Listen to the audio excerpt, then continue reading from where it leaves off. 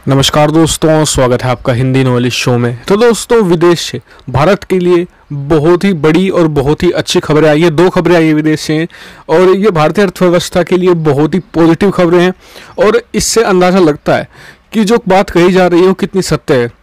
जो लोग कहते हैं कि भारतीय अर्थव्यवस्था बिल्कुल खतरे में है, डूबने वाली है, ऐसे में ये जो दुनिया की टॉप मोस्ट एजेंसीज हैं, जी हाँ, ये इन एजेंसियों को आप हल्के में मत लीजिएगा जिन्होंने ये प्रिडिक्शन दी है।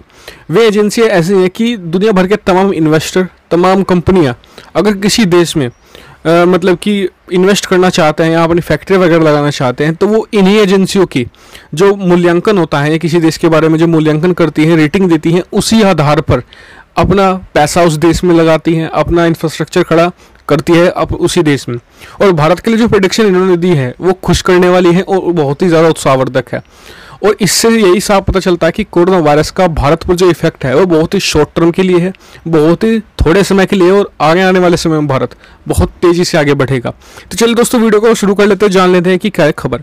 पहली खबर आ रही है फिच रेटिंग की तरफ से। फिच रेटिंग ने भारत को, आप स्क्रीन पर देखिए जरा, फिच रेटिंग ने कहा है कि आने वाले एक साल में, यानी इस कोरोना वायरस के ख़त्म होते ही जो 2021 में भारत की अर्थव्यवस्था की रफ्तार 9.5% होगी। जी हाँ, 9.5% की दर से बढ़ेगी और हाल ही में ये करीबन 5.5 से 6 के बीच झूल रही है। तो ये आने वाले पिछले अगर आप 7-8 सालों में देखें तो ये सबसे हाईएस्ट होगी। और इतना ही नहीं, एक और एजेंसी है जिसका नाम है S&P, जी हाँ, स्टैंडर्ड एंड पुअर, ये भी बहुत बड़ी एजेंसी है और इसने अंदाज़ा लगाया, फिलहाल अभी के लिए इसने भारतीय अर्थव्यवस्था को कहा है कि भारतीय अर्थव्यवस्था में कोई भी मतलब कि ऐसा लूप होल नहीं है। भारतीय अर्थव्यवस्था बहुत ही स्टेबल है और कोई भी इशू नहीं है। सिर्फ कोरोना वायरस की वजह से थोड़ी बहुत ही ऊपर नीचे जरूर हो सकती है, लेकिन बहुत ही स्टेबल अर्थव्यवस्थाओं में भारत की अर्थव्यवस्था को रखा हुआ है।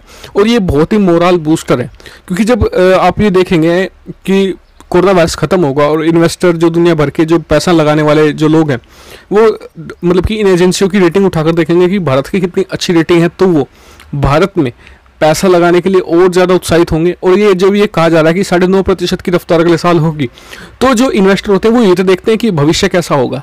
तो भविष्य का प्रेडिक्शन भारत के लिए बहुत सही है, लेकिन कुछ चीज़ें और भी कही गई इन एजेंसियों के जरिए। जैसे कि फिच ने कहा है कि 9.5% की रफ्तार तो बढ़ेगी, लेकिन सरकार का रुख भी बहुत महत्वपूर्ण होगा। अगर सरकार यहाँ पर ढीली रहती है और सही समय पर कदम नहीं उठाती तो ये रेटिंग कम भी आ सकती है। और अगर सरकार सही समय पर सही एक तरीके से फैसले लेती है और इन्वेस्टर को अपनी तरफ रिझाने में कामयाब रहती है तो रेटिंग ये छप्पर फाड़ भी हो सकती है।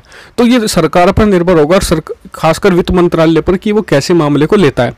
बात करें तो S&P का क्या कहना है, उनका कहना है कि देखिए, अभी के लिए अर्थव्यवस्था स्टेबल है, लेकिन भविष्य भारत का बहुत सुनहरा है। भारत को बहुत तेज़ी से फैसले लेने होंगे, तभी अर्थव्यवस्था आगे बढ़ेगी। और भारत को अगर चीन को बीट करना है तो यही मौका है, नहीं तो फिर भारत को चीन का एक बार फिर से मुंह ताकता रहना होगा हर चीज़ के लिए। ये भारत के लिए सबसे सुनहरा मौका है और भारतीय सरकार फिलहाल बहुत एक्टिव है, लेकिन ये एक्टिविटी उन्हें लंबे समय तक, कम से कम 2 से 3 साल और दिखानी होगी।